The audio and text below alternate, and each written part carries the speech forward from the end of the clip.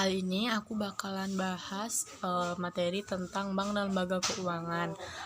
Teman-teman udah pada tahu belum bank dan lembaga keuangan itu apa? Bagi yang belum tahu, aku bakalan kasih tahu kalian tentang informasi atau wawasan tentang bank dan lembaga keuangan itu. Nah, yang pertama aku bakalan bahas tentang masalah bank. Jadi pengertian bank itu adalah lembaga keuangan yang tugas utamanya adalah menghimpun dana serta menyalurkan dana ke masyarakat serta memberikan jasa lain kepada bank lainnya.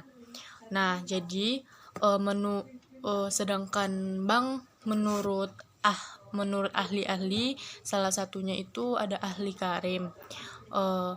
Menurut beliau, bank itu terbagi menjadi 3 fungsi, yaitu ada fungsi utama, terus ada fungsi ketiga fungsi tersebut adalah menerima simpanan uang, meminjamkan uang, dan memberikan jasa. Nah, jadi pengertian bank. Nah, tadi kan aku udah bahas. Nah, fungsi bank menurut Totok dan Sigit yaitu mempunyai spesifik yang berbeda, antara lain yaitu fungsinya yang pertama yaitu agent of trust. Agent of trust ini mempunyai makna yaitu dasar utama kegiatan perbankan, yaitu kepercayaan baik dalam hal menghimpun dan menyalurkan dana. Nah, jadi masyarakat akan aman menitipkan dananya itu kepada bank gitu kan, karena memiliki rasa kepercayaan terhadap bank tersebut. Nah, yang kedua yaitu agent of development. Nah, kegiatan perekonomian masyarakat di sektor moneter dan sektor real tidak dapat dipisahkan. Nah, kedua sektor tersebut berinteraksi dan saling mempengaruhi. Jika sektor real tidak akan dapat bekerja dengan baik apabila sektor moneter tidak bekerja dengan baik. Nah, fungsi yang ketiga yaitu agent of service. Nah, agent of service itu yaitu jasa yang ditawarkan bank erat kaitannya dengan kegiatan perekonomian masyarakat. Jasa tersebut bisa berupa jasa pengiriman uang, penitipan barang-barang yang berharga gitu ya kan. Nah, untuk materi yang selanjutnya, yang ketiga aku akan bahas apa itu jenis-jenis bank. Jadi bank itu mempunyai jenis dong ya kan. Antara lain yaitu menurut Kasmir, bank dibagi menjadi yaitu bank menurut fungsinya. Bank menurut fungsinya itu ada jenisnya lagi. Maksud itu ada bank umum, bank pembangunan, bank tabungan, serta bank pasar, bank desa, dan bank pegawai. Nah, untuk selanjutnya kita juga setelah dikeluarkannya undang-undang baru, kini jenis bank berdasarkan fungsi yaitu merupakan bank, yaitu salah satunya itu adalah bank perkreditan rakyat. Nah, jadi di antara yang berbagai macam tadi, setelah dikeluarkannya undang-undang baru oleh pemerintah tentang lembaga keuangan, maka hanya satulah bank yang disalurkan disalurkan pemerintah untuk masyarakat, itu bank perkreditan rakyat. Nah, untuk yang kedua jenis banknya itu bank dilihat dari segi kepemilikan. Nah, maksudnya dari sini bank dari segi kepemilikan itu bank ini dari mana, maksudnya tuh ini banknya milik siapa gitu kan. Jadi ada yang milik pemerintah, ada yang milik swasta gitu. Nah, itu dia. Jadi jenis bank milik pemerintah yaitu ada Bank Negara Indonesia atau BNI yang sering kita dengar, serta Bank Rakyat Indonesia atau BRI. Kemudian ada Bank Tabungan Negara atau BTN, ya kan, yang sering kita bayar untuk uang SPP Unilak, ya kan teman-teman. Nah, jenis bank kepemilikan itu yang untuk jenis yang kedua yaitu adalah bank swasta. Nah, bagi kalian yang nggak tahu itu bank mana sih yang milik swasta gitu kan, bank mana yang milik pemerintah. Jadi kita taunya bank tuh cuman namanya aja kan. Nah, untuk jenis bank milik swasta yaitu ada Bank Muamalat, ada Bank Sentral Asia, serta ada Bank Bumi Putra. Yang kalau di Pekanbaru kita yang taunya kebanyakan yang bank pemerintah ya, daripada jenis bank milik pemerintah ya, daripada milik swasta itu mungkin hanya sebagian saja, tidak sebanyak yang milik pemerintah. Nah, yang ketiga ada jenis bank milik koperasi. Nah, saham-saham yang dimiliki oleh bank ini itu merupakan dari perusahaan hukum koperasi. Nah, jadi jenis banknya adalah berupa Bank Umum Koperasi Indonesia namanya. Untuk yang keempat yaitu jenis bank milik asing. Nah, jenis bank milik asing itu kan banyak gitu kan. Nah, jenis bank asing ini yaitu kepemilikannya ya berasal dari luar atau dari luar Indonesia gitu kan. Contohnya kayak American Express Bank, terus ada ABN AMRO Bank, terus ada Bank Hong Kong, ya kan. Nah, untuk jenis bank yang terakhir yaitu bank milik campuran. Nah, jenis bank ini dimiliki oleh pihak asing dan campuran dari bank swasta. Namun, kepemilikan sahamnya mayoritas dipegang oleh warga negara Indonesia. Nah, contohnya ada Bank Sumitomo Niaga Bank, Bank Marine Corp. Nah, jadi contohnya bank milik campuran tadi yaitu yang terakhir jenis banknya. Nah, untuk selanjutnya ada jenis bank dilihat dari segi status. Nah, bank yang dilihat dari segi status itu ada bank devisa. Bank devisa ini yaitu bank yang dapat melakukan transaksi ke luar negeri serta berhubungan dengan mata uang asing secara keseluruhan. Misalnya kita pengen transfer uang ke luar negeri.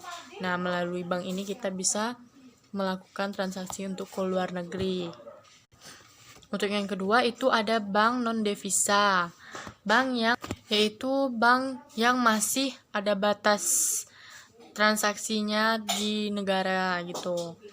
Nah, jadi untuk jenis bank yang selanjutnya yaitu dilihat dari segi cara menentukan harga. Nah,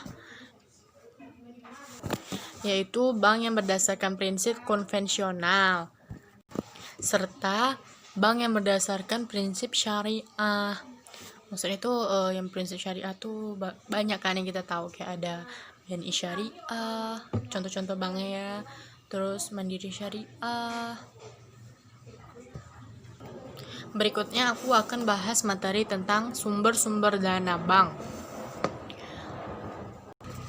Adapun jenis-jenis sumber dana bank yaitu dana yang satu yaitu dana yang bersumber dari pihak itu sendiri.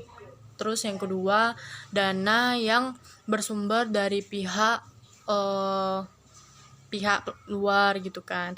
Nah, terus ada dana yang bersumber dari masyarakat luas. Namun, dari ketiga jenis sumber dana bank tadi, yang sumber utamanya itu yaitu sumber dana dari pihak luas. Nah, kenapa? Karena dari sini kita memiliki sumber dana yang berasal dari masyarakat, yaitu misalnya masyarakat menanam, misalnya memberi investasi atau memberikan tabungan, giro, deposito. Nah, dari situ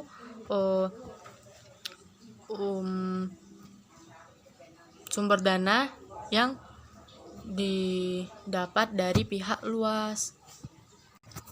Kemudian ada materi jenis-jenis sumber dana bank, yaitu jenis-jenisnya dana modal sendiri, terbagi yaitu menjadi yang pertama modal yang disetor. Kemudian yang kedua yaitu cadangan-cadangan. Nah, untuk yang kedua yaitu dana pinjaman dari pihak luar. Kemudian jenis sumber dana dari masyarakat, yang ketiga ya. Untuk materi selanjutnya yaitu aku pengen jelasin tentang faktor-faktor yang mempengaruhi jumlah dana masyarakat. Yaitu yang mempengaruhi, yang pertama itu tingkat suku bunga. Jika tingkat suku bunga dinyatakan sebagai presentasi dari modal pinjaman, seperti misalnya 10%, 12%, atau 15%, bunga dinyatakan sebagai presentasi modal dinamakan tingkat bunga. Nah, bunga dapat diartikan sebagai harga yang harus dibayar oleh bank atau nasabah sebagai balas jasa atas transaksi antara bank dan nasabah. Nah, adapun faktor utama yang mempengaruhi besar kecilnya tingkat suku bunga yaitu merupakan kebutuhan dana, persaingan, kebijakan pemerintah, serta target laba yang diinginkan. Kemudian ada faktor tingkat inflasi. Tingkat inflasi tersebut memiliki jenis, yaitu ada inflasi ringan, sedang, berat, serta hiperinflasi. Nah, inflasi sendiri dapat dibedakan menjadi dua, yaitu inflasi yang timbul karena permintaan masyarakat akan berbagai barang terlalu kuat gitu kan. Yang kedua yaitu inflasi yang timbul karena kenaikan ongkos produksi. Nah, faktor yang ketiga yaitu ada lokasi kantor bank. Nah, kalau lokasi kantor banknya itu strategis, misalnya di tempat keramaian seperti mall, dekat daerah pasar, ada bank gitu kan. Jadi itu merupakan faktor yang mempengaruhi keinginan masyarakat untuk ke bank gitu kan. Untuk faktor yang keempat yaitu memberikan berbagai jasa. Untuk faktor yang kelima yaitu bentuk fisik. Jadi faktor yang kelima itu bentuk fisik. Kalau bentuk fisik itu misalnya kayak bentuk fisik bank tersebut.